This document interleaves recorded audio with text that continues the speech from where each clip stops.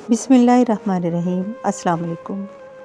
آج ہم بات کریں گے نمبرز کے بارے میں کہ نمبرز کے انسانی زندگی پر کیا اثرات ہوتے ہیں۔ اللہ تعالیٰ نے انسانوں کی زندگی میں مختلف اشیاء اور اعداد کے ذریعے حکمتیں رکھی ہیں، اور ان میں سے ایک اہم نمبر ہے 7۔ آج کی اس گفتگو میں ہم یہ جاننے کی کوشش کریں گے کہ کیا نمبر 7 کے انسان کی زندگی پر کوئی اثرات ہیں، اور قرآن و سنت میں اس نمبر کا کیا مقام ہے۔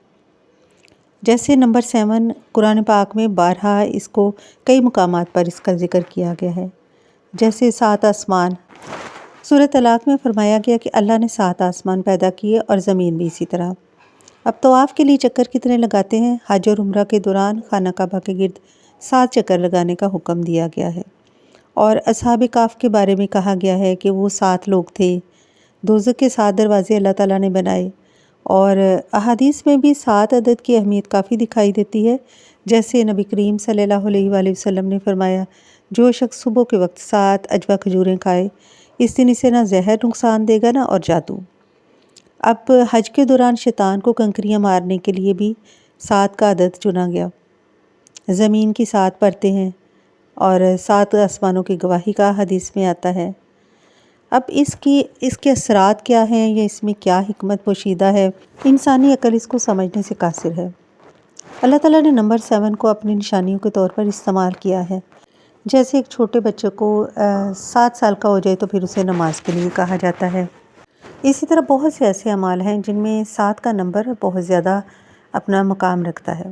اب یہی 7 کے نمبر کو استعمال کرتے ہوئے اگر استغفار کو اپنی زندگی میں شامل کیا جائے، یعنی ایک ہی نشست میں بیٹھے ہوئے 7 مرتبہ یا 70 مرتبہ، اور پھر اس کو بڑھا کر 700 مرتبہ استغفار کو ورد بنا لیا جائے، کیونکہ 7 کے ہندسے میں ذہنی یکسوئی شامل ہوتی ہے۔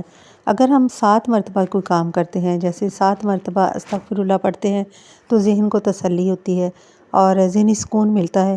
اس کے بعد اس کو بڑھا کر اگر ہم 70 مرتبہ کریں تو یہ بھی ثابت ہوتا ہے حدیث میں کہ نبی کریم صلی اللہ علیہ وآلہ وسلم نے 70 ٹائم استغفار کو پڑھا، ایک وقت میں پڑھتے تھے۔ دیکھیں، استغفار کی کثرت کے لیے تو فرمایا گیا ہے کہ استغفار کو کثرت سے اپنی زندگی میں لازم کر لیا جائے، یہ قرآن مجید کے ارشاد ہے۔ لیکن اگر اس کو 7 کے ہندسے کے ساتھ ملا کر اس کی کثرت بنا لی جائے تو وہ ہماری انسانی زندگی پر بہت گہرا اثر ڈالے گی۔ وہ اس طرح کے، کیونکہ 7 کا ہندسہ انسانی دماغ پر اثر ڈالتا ہے، دماغ کو ایک سکون اور یکسوئی حاصل ہوتی ہے، اور جب دماغ سکون میں ہوگا تو انسان کا سارا جسم ہی سکون میں ہوگا۔ اور دوسرا اس کا فائدہ یہ کہ ہم ایک چیز کو ریپیٹ کر رہے ہیں بار بار، اگر استغفر اللہ کو بار بار ریپیٹ کر رہے ہیں، جیسے 7 سے ہم 70 پہ آئے، 70 سے ہم 700 پہ، اور پھر 7000 پہ۔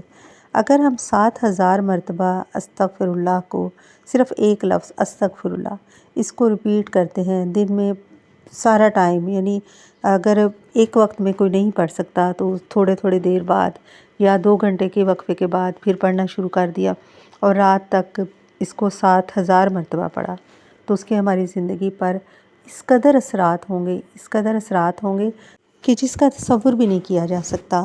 یہ وہی جانتے ہیں جو اتنی تعداد میں پڑھتے ہیں، اور ان کے ساتھ کیا کیا معجزات ہوتے ہیں، یا ان کے بگڑے ہوئے کام کس طرح بنتے ہیں۔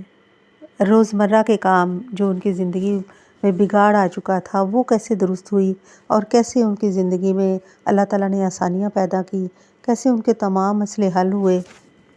اور جب سے یہ 7 کے ہندسے کے بارے میں نے خود ریسرچ کیا ہے یا پڑھا ہے مختلف جگہوں سے، تو اس کے بعد میں نے 7 کے ہندسے کو استعمال کرتے ہوئے، یعنی 7000 مرتبہ استغفر اللہ کا ورد شروع کر دیا ہے، کہ انشاءاللہ استغفر اللہ جو ہے وہ ڈیلی 7000 مرتبہ پڑھنی ہے، تاکہ ہماری زندگی پر اس کے اثرات ہوں اور ہم اپنے لیے کچھ زیادہ راہ جمع کریں۔ اللہ تعالیٰ ہم سب کو اس کی توفیق عطا فرمائے، اور اللہ تعالیٰ آپ سب کا حامی و ناصر ہو، آمین یا رب العالمین۔